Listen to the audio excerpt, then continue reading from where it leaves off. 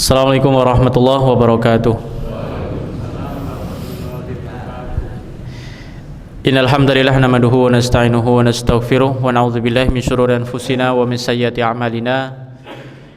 May yahdihillahu fala mudhillalah wa may yudhlil fala hadiyalah wa asyhadu an la ilaha illallah wahdahu la syarikalah wa asyhadu anna Muhammadan 'abduhu wa rasuluh. Allahumma shalli wa sallim ala nabiyyina Muhammad wa ala alihi wa sahbihi ajma'in. Subhanaka la ilma lana illa ma 'allamtana innaka antal alimul hakim. Allahumma 'allimna ma yanfa'una wanfa'na bima 'allamtana wa zidna ilman wa hudan wa tuqan wa salahan. Allahumma bika asbahna wa bika amsayna wa bika nahya wa bika namut wa ilaikan nusyur. Amma ba'd. Alhamdulillah, Bapak Ibu para hadirin yang semoga dirahmati diridhai Allah Subhanahu wa taala. Sungguh merupakan sebuah nikmat dari Allah Azza wa Jalla yang Allah karuniakan kepada kita. Kita bisa bangun di pagi hari, tidak hanya sebatas bangun kemudian kita menjalankan salah satu kewajiban kita kepada Allah Subhanahu wa taala. Yang Nabi Muhammad sallallahu alaihi wasallam bersabda, "Man shalla subha fi jamaah fahuwa fi zimmatillah."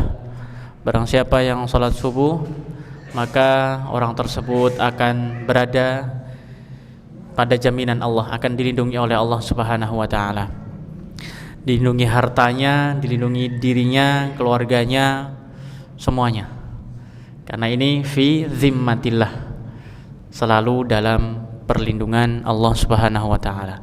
Maka berbahagialah kita atau hadirin semuanya, Bapak Ibu para jamaah, yang semoga selalu dapat perlindungan dari Allah Subhanahu wa taala. Amin.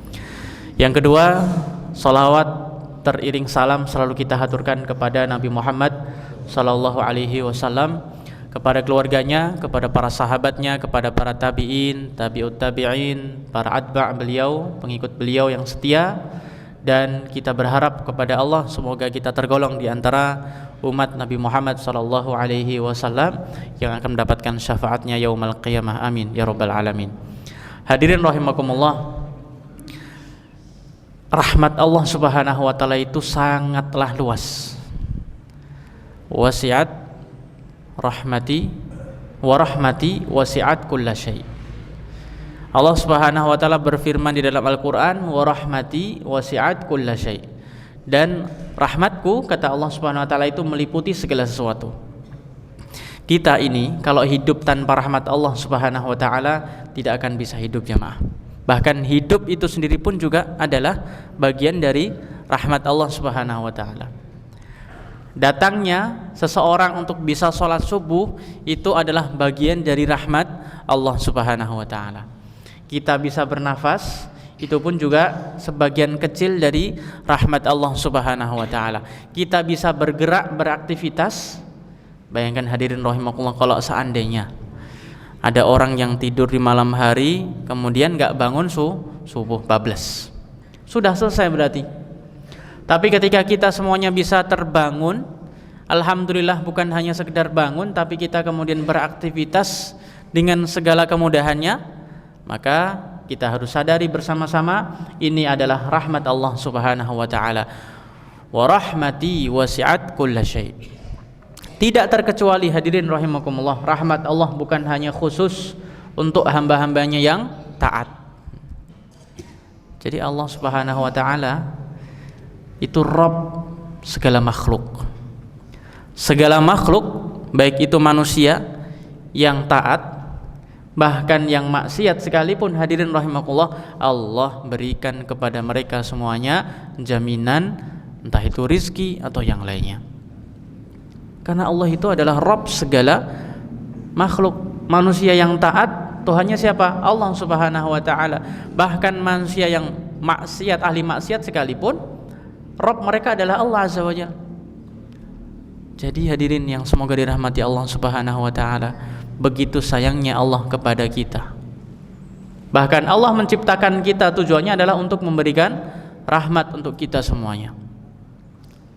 Tidak ada yang lebih sayang kepada kita melainkan Allah Subhanahu wa taala.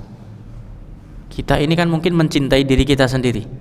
Bahkan orang tua, bapak atau ibu, itu sangat cinta dan sangat sayang kepada putra-putrinya. Itu sudah menjadi sebuah sunatullah ya.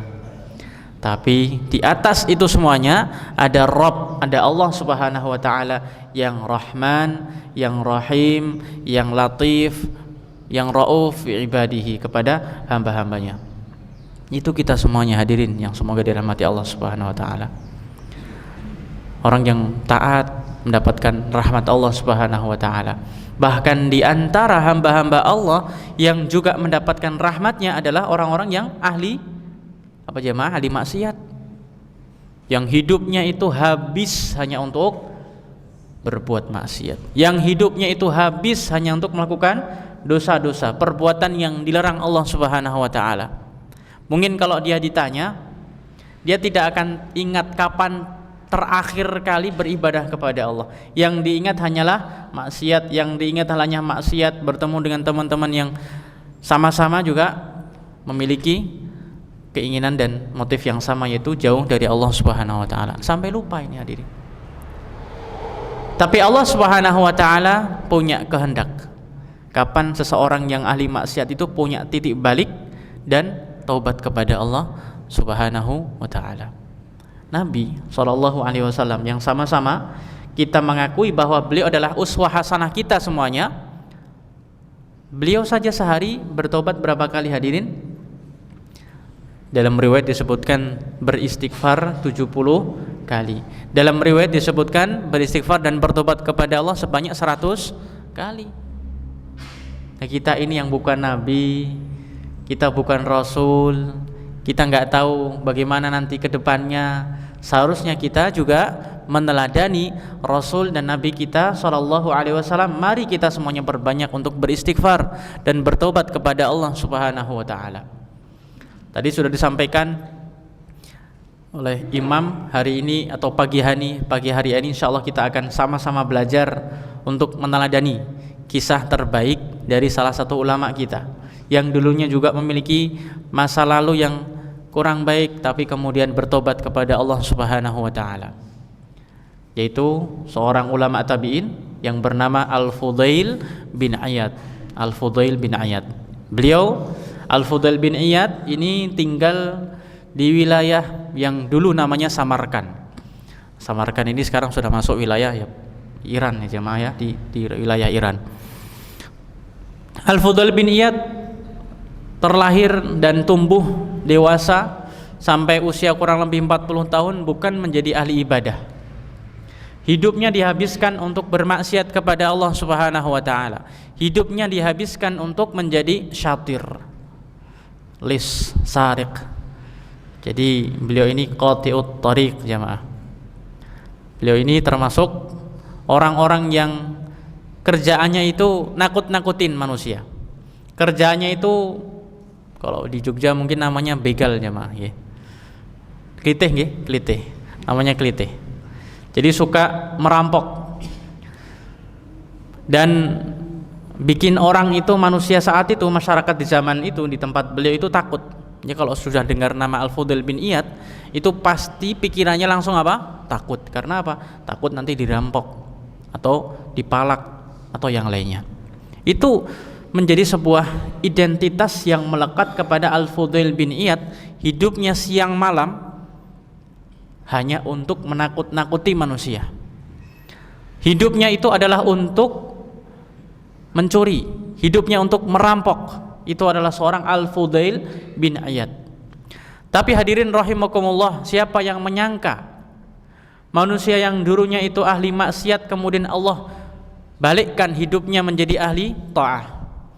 Siapa yang menyangka orang yang dulunya itu ahlu ta'ah, termasuk ahli ketaatan, mereka ini dulu rajin sholat, mereka ini rajin siyam, sedekah dan ibadah lainnya, tapi kemudian Allah balikkan hatinya karena tidak bersyukur kepada Allah atau meremehkan orang lain sehingga ahli ta'ah tadi menjadi ahli maksiat. Siapa yang menjamin itu semuanya jemaah?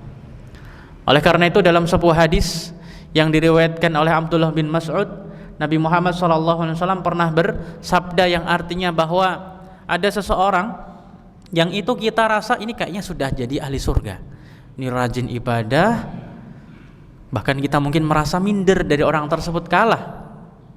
Tapi ternyata di akhir hayatnya orang tersebut Allah tutup kehidupannya dengan su'ul khotimah, padahal selama hidupnya kita rasa ini kayaknya sudah dikit lagi itu masuk surga. Tapi Allah yang lebih tahu apa yang menjadi niat dari orang tersebut beribadah kepada Allah Subhanahu wa taala. Allah bisa balikkan itu semuanya, hadirin rahimakumullah. Sebaliknya Nabi juga melanjutkan ceritanya, melanjutkan hadisnya, ada orang yang hidupnya itu habis dengan maksiat. Bahkan mungkin tidak beriman kepada Allah Subhanahu wa taala, tapi beberapa saat sebelum wafat Allah tutup hidupnya dengan husnul khotimah. Kita tadi sudah merasa ini kayaknya kalau mati ini orang sudah neraka, tapi ternyata subhanallah Allah Subhanahu wa taala selamatkan orang tersebut di detik-detik terakhir sebelum beliau wafat. Siapa yang menjamin itu jemaah? Allah Subhanahu wa taala. Kita tidak tahu apakah saat seseorang hari ini itu rajin beribadah ini masih bisa dibawa sampai akhir hayat nanti. Allahu a'lam. Ini menjadi sebuah rahasia bagi kita semuanya. Tidak ada yang menjamin orang kalau hidupnya itu ahli ibadah sampai wafat pun juga ahli ibadah. Oleh karena itu hadirin yang semoga dirahmati Allah Subhanahu wa taala, ada sebuah perkataan yang dituliskan oleh As-Sa'di dalam tafsirnya Taisir Al-Karimir Rahman, ketika beliau menafsirkan firman Allah Subhanahu wa taala, ya ayyuhalladzina amanu taqullaha haqqa tuqatih wa la tamutunna illa wa antum muslimun wa la tamutunna illa wa antum muslimun. Di tafsir tersebut beliau mengatakan man 'asha 'ala syai'in mata 'alaihi. Siapa yang memiliki kebiasaan hidup dengan kebiasaan yang baik, maka dia pun juga akan mati dalam keadaan tersebut. Sebaliknya, siapa kalau yang hidupnya itu selalu berbuat maksiat kepada Allah Subhanahu wa taala, maka dikhawatirkan nanti di akhir hayatnya pun dia akan melakukan maksiat tersebut. Maka jamaah rahimakumullah, setiap hari kita harus minta hidayah dari Allah Subhanahu wa taala. Tadi di sholat subuh pun kita juga minta dua kali jamaah, ihdinas siratal mustaqim. Kalau kita setiap hari sholat wajib, berarti kita 17 kali memohon hidayah dari Allah Subhanahu wa taala. Terus kita memohon hidayah, tidak ada yang tahu apa yang menjadi akhir dari kehidupan kita semuanya. Mari semuanya kita sama-sama belajar dari Al-Fudail bin Iyad yang dulunya adalah seorang perampok, seorang begal di sebuah wilayah antara Abi Ward dan Sarkhos. Ini di Khorasan, di wilayah namanya Khorasan yang itu sehari ini masuk di wilayah Iran.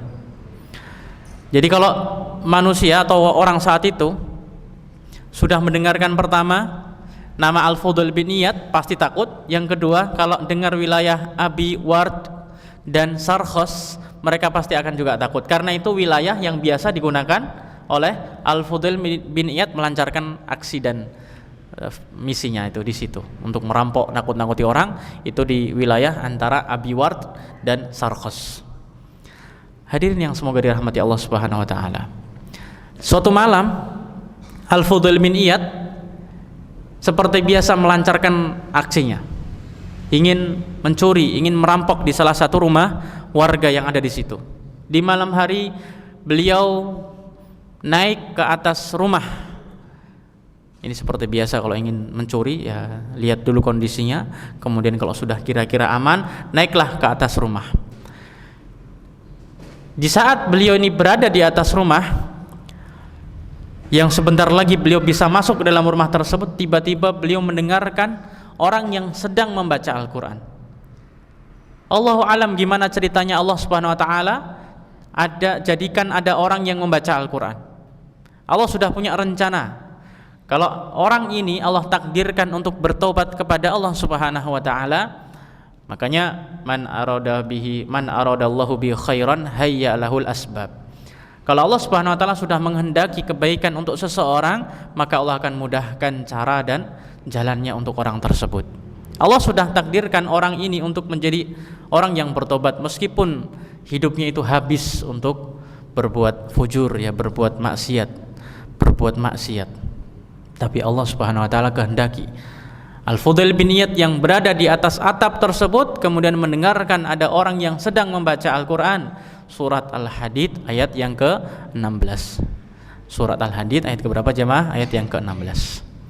Alam ya'nil ladzina amanu an takhsha'a qulubuhum li dzikrillahi wa ma nazzala minal haqq wa la yakunu kal ladzina utul kitaba min qablu fatala 'alaihimul amadu faqasat qulubuhum wa katsirum minhum fasiqun. Hadirin yang semoga dirahmati Allah Subhanahu wa taala. Hati sekeras itu, hadirin, yang hidupnya itu habis untuk berbuat maksiat kepada Allah, jauh dari Allah, tidak kenal apa itu sujud, tidak kenal apa itu ibadah, tapi ketika mendengarkan firman Allah Subhanahu wa taala, surat Al-Hadid ayat 16, alam ya'ninil ladzina amanu an takhsha'a qulubuhum li dzikrillah. Allah Subhanahu wa taala negur kita, nyinggung kita semuanya. Belum tibakah waktunya untuk beriman, berkhusyuk kepada Allah Subhanahu wa taala. Alam ya'ninil ladzina amanu an takhsha'a qulubuhum li dzikrillah. Belum tibakah waktunya kita untuk bertobat kepada Allah? Belum tibakah waktunya kita untuk beriman kepada Allah Subhanahu wa taala? Belum tibakah saatnya kita untuk khusyuk mendengarkan firman Allah Subhanahu wa taala? Hadirin yang semoga dirahmati Allah Subhanahu wa taala. Saat Al-Fudail bin Iyad mendengarkan ayat ini, Allah alam gimana caranya kemudian Allah Subhanahu wa taala berdengarkan pendengaran, kemudian hati seorang Al-Fudail bin Iyad bisa menghayati dan merenungi ayat tersebut. Padahal hatinya mungkin sudah hati yang keras. Tapi hadirin rahimakumullah, yang membolak-balikkan hati kita hanyalah Allah Subhanahu wa taala. Hati sekeras apapun, ketika Allah sudah izinkan ayat Al-Quran untuk memasuki hati tersebut, maka pasti sejauh apapun orang tersebut dari Allah, Allah pasti akan berikan kepada orang tersebut kekhusyuan. Mendengarkan ayat Al-Hadid ayat yang ke-16, kemudian Al-Fudail bin Iyad mengatakan, ana ya Allah, sudah datang waktunya aku untuk bertobat, sudah datang saatnya aku untuk kembali kepadamu ya Allah. Beliau tidak jadi melakukan aksinya tersebut di malam itu, kemudian beliau turun dan beliau bertobat kepada Allah Subhanahu wa taala mendengarkan satu ayat. Satu ayat ini Al-Hadid 16, hadirin, merubah kehidupan Al-Fudail bin Iyad. Yang ini sebetulnya menjadi kritik untuk kita semuanya. Kita ini sudah mendengarkan ayat berapa kali? Setiap sholat kita membaca ayat Al-Quran. Kalaupun kita bukan yang membaca, mungkin kita mendengarkan orang lain membaca Al-Quran. Berapa hadis Nabi SAW yang sudah pernah kita dengarkan, baik itu saat kita sedang menghadiri pengajian ataupun kita sedang menghadiri khutbah Jum'ah misalnya. Berapa nasihat petuah para ulama yang sudah kita dengarkan. Pertanyaannya, apakah ayat dan hadis tersebut bisa merubah hati kita sebagaimana satu ayat itu yang merubah kehidupan Al-Fudail bin Iyad? Ini satu ayat jemaah, tapi bisa menjadi bahan bakar seorang Al-Fudail bin Iyad balik. Ini menjadi titik balik seorang Al-Fudail bin Iyad, dulunya sebagai seorang lis, orang pencuri, tapi kemudian berikrar untuk bertobat kepada Allah Subhanahu wa taala saat mendengarkan ayat Al-Qur'an surat Al-Hadid ayat 16, alam ya'ninil ladzina amanu an takhsha'a qulubuhum li dzikrillah. Belumkah tibanya waktu untuk bertobat kepada Allah? Kemudian Al-Fudail bin Iyad mendengarkan satu ayat itu, bertobat kepada Allah Subhanahu wa taala. Sebagai gantinya hadirin rahimahullah, karena beliau selama ini berbuat maksiat, beliau kemudian bernazar. Apa nazarnya? Beliau bernazar untuk menghabiskan usianya di Haramain, di Mekah maupun Madinah. Jadi dulunya di wilayah yang mungkin itu kurang baik, di masyarakat yang di situ mayoritasnya adalah ahli maksiat, beliau kemudian memutuskan untuk kemana jemaah? Ke Haramain. Dulunya dikenal sebagai lis, pencuri, kemudian beliau bertobat dan dikenal sebagai Abidul Haramain, ahli ibadahnya dua kota suci jemaah, yaitu Makkah dan Madinah. Dulunya dikenal sebagai orang yang suka nakut-nakutin. Jadi kalau dengar nama Al-Fudail bin Iyad, itu pasti mereka, manusia saat itu pasti takut. Tapi setelah bertobat apa yang terjadi? Al-Fudail bin Iyad menjadi salah satu marji', rujukan para ulama. Beliau menjadi salah satu alim di antara para ulama Islam. Disebutkan nama beliau dalam buku-buku para ulama, disebutkan aqwal beliau, perkataan-perkataan beliau dan lain sebagainya. Padahal dulunya apa jamaah? Orang yang suka merampok, orang yang suka mencuri, tapi beliau bertobat kepada Allah Subhanahu wa taala. Beliau meninggalkan kampung halamannya untuk pergi ke Haramain. Karena mungkin hadirin rahimakumullah, di antara cara kita bertobat kepada Allah Subhanahu wa taala adalah kita meninggalkan kebiasaan-kebiasaan kita yang terdahulu, atau kita meninggalkan wilayah kita karena kalau memang kita tidak bisa istiqomah, meninggalkan, mungkin kita punya teman yang buruk selalu ngajak kita bermaksiat, kita harus berusaha wahjurhum hajran jamila, kita meninggalkan tapi dengan cara yang baik, bukan dengan memaki-maki, bukan dengan menyakiti dan lain sebagainya, tapi kita tinggalkan. Mungkin kita punya circle yang kurang baik, kita tinggalkan, kita cari komunitas-komunitas jamaah-jamaah yang solih dan solihah, sehingga kita pun juga dimudahkan untuk bertobat kepada Allah Subhanahu wa taala. Ini Al-Fudail bin Iyad, hadirin rahimakumullah. Mendengarkan satu ayat. Makanya hadirin yang semoga dirahmati Allah Subhanahu wa taala, kita ini nggak tahu ya dengan cara apa Allah Subhanahu wa taala akan berikan hidayah kepada saudara-saudara kita. Makanya kalau kita hadirin membaca Al-Qur'an misalnya, bisa jadi ketika hadirin membaca Al-Qur'an, di sampingnya itu ada orang yang sedang punya masalah hadirin.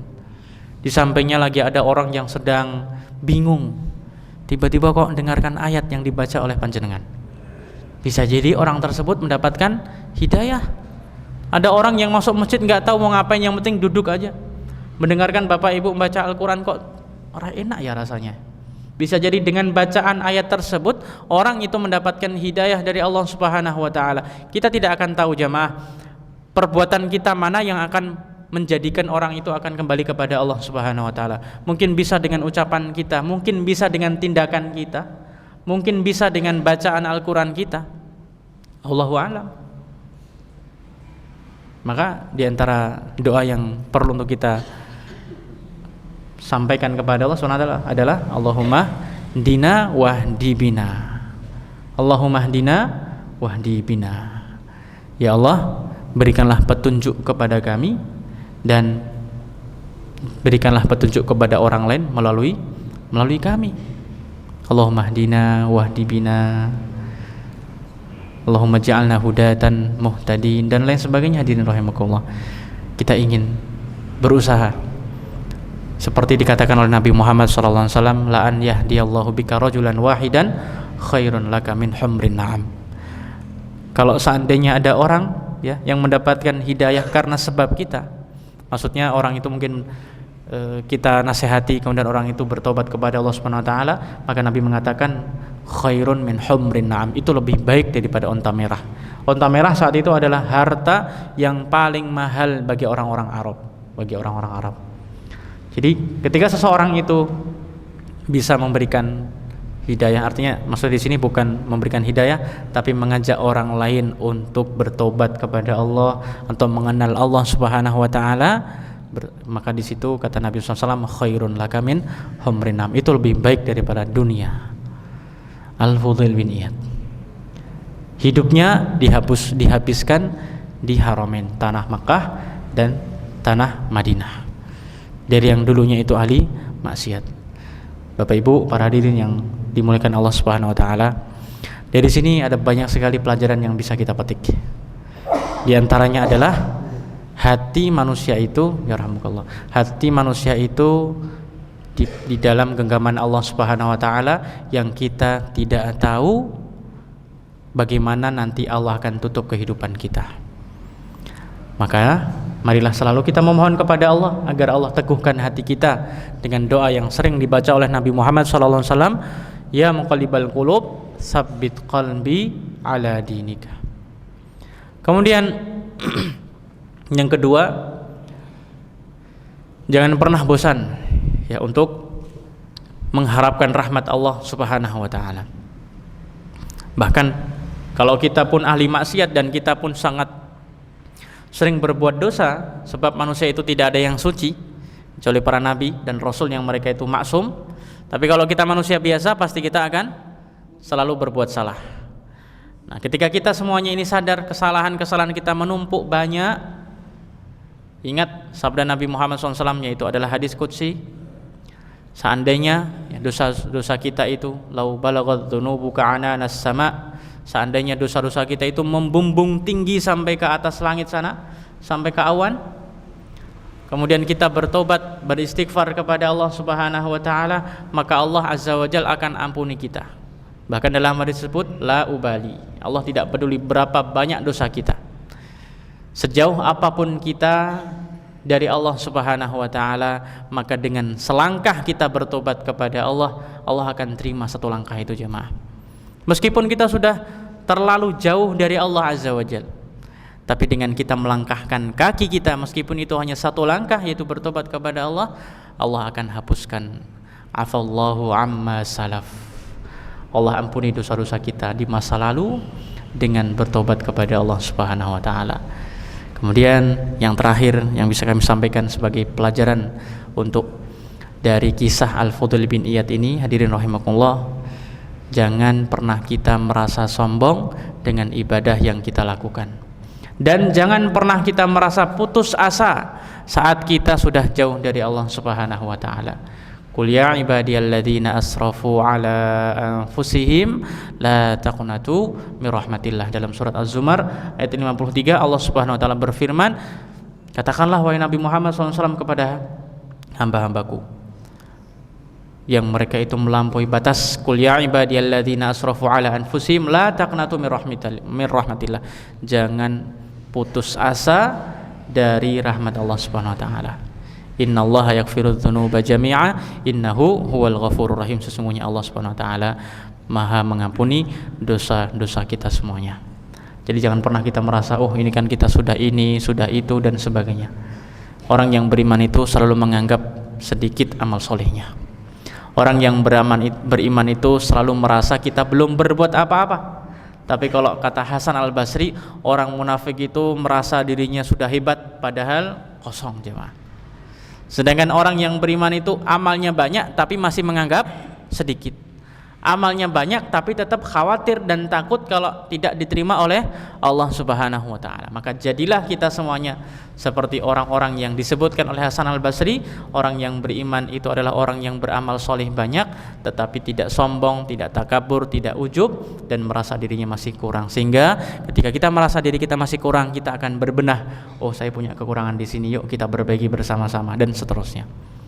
Hadirin yang semoga dirahmati Allah Subhanahu wa taala, ini semoga menjadi kisah inspiratif di pagi hari ini, menjadi pelajaran untuk kita semuanya bahwa Al-Fudail bin Iyad yang dulunya kita kenal seperti yang kita sampaikan tadi, tapi Allah Subhanahu wa taala balikkan hatinya menjadi orang yang ahli ibadah, bukan ahli ibadah tapi juga dikenal sebagai salah satu ulama umat Islam. Dulunya dibenci, dulunya ditakuti, sekarang dicintai.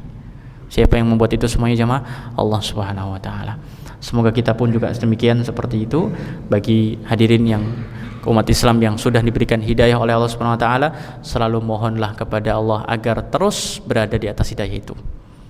Memohon kepada Allah agar Allah dengan rahmatnya, dengan kasih sayangnya menuntun kita untuk selalu bersyukur. Sebab dua hal yang membuat hidayah kita dicabut jamaah, karena kita kurang bersyukur, dan bisa yang kedua sebabnya karena kita meremehkan orang lain. Dalam sebuah hadis Nabi SAW bersabda, man ayyara akhahu bidzanbin lam yamut hatta ya'malahu, atau kama qala sallallahu alaihi wasallam. Ketika ada orang yang meremehkan orang lain, dia misalnya mengejek dasar ahli maksiat dan seterusnya, bisa jadi orang tersebut tidak akan mati kecuali juga melakukan perbuatan tersebut. Jadi jangan sampai kita ini lisannya itu kepleset, ngejek orang lain, wah dasar peminum khamr, dasar ini dan itu dan seterusnya. Jangan pernah kita menghina dan menjelek-jelekkan bahkan pelaku maksiat. Jadikan lisan kita bukan untuk lisan yang suka mengumpat, tapi lisan yang suka mendoakan saudara-saudara kita.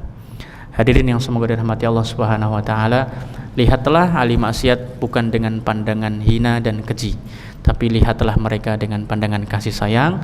Kita doakan mereka dan mungkin kita pun juga dulunya seperti itu, tapi kemudian Allah lebih dulu berikan hidayah kepada kita semuanya. Ini yang bisa kami sampaikan, kurang lebihnya mohon maaf. Kebenaran datangnya hanya dari Allah Subhanahu wa taala. Kalau ada kesalahan kami mohon ampun kepada Allah Subhanahu wa taala. Semoga Allah ampuni dan berikan rahmat untuk kita semuanya. Amin ya rabbal alamin. Subhanakallahumma bihamdika asyhadu an la ilaha illa anta astaghfiruka wa atubu ilaik.